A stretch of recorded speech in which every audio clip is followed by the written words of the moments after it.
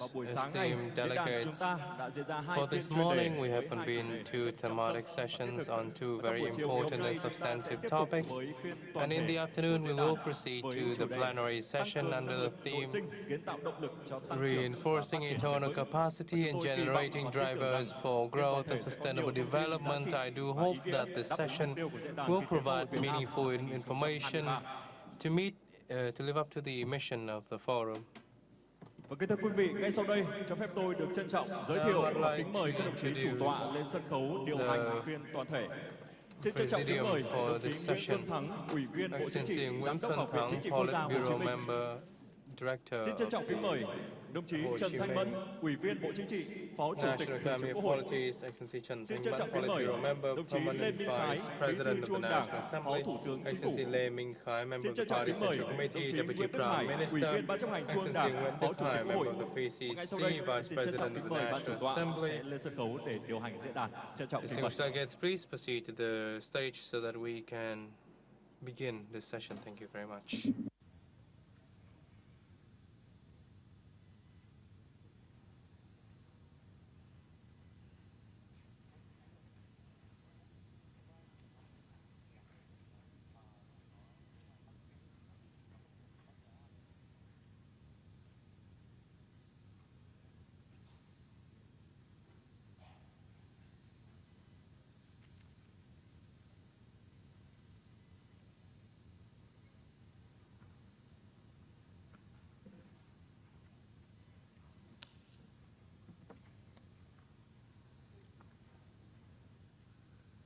Thưa quý vị đại biểu, theo chương trình, Delegates,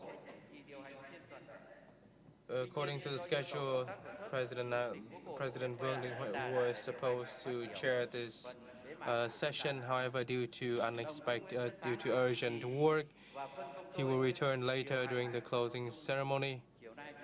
Mr. Nguyễn Xuân Thắng and I will be presiding over the session this afternoon instead. Distinguished delegates, this morning we have convened two thematic sessions regarding items to reinforce internal capacity and generate new drivers for growth and sustainable development, ensuring social security, with the active contributions and participation by experts and distinguished delegates,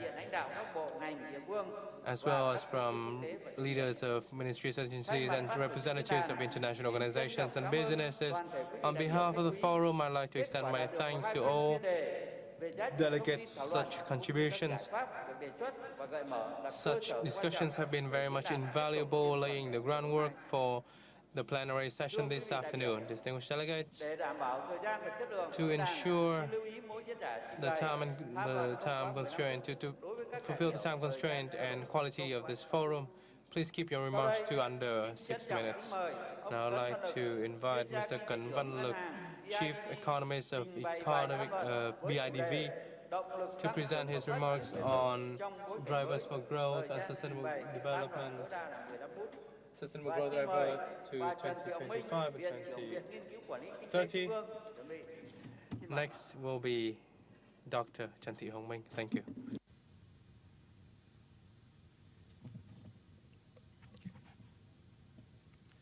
Kính thưa các đồng chí lãnh đạo Đảng, Nhà nước, distinguished leaders of the party, the state, committees, commissions, localities, central agencies, international and local experts. First, it is my great honor to present the researcher community to speak at the forum within 15 minutes this afternoon. And my presentation is about the drivers for growth. This morning we have listened to two dilemmas and 3 opportunities, 6 challenges presented by Mr. Tuấn. They have listened to monetary fiscal solutions, solutions in public investment, social security, among others. Following that series of ideas, may I present my part So we have listened to Mr. Jonathan Pincus from UNDP. He has talked about efficiency, productivity, and growth. I believe that we should look a little bit farther. So I'll talk about the global and Vietnam economic context from now till 2050, 2025, and then 2030.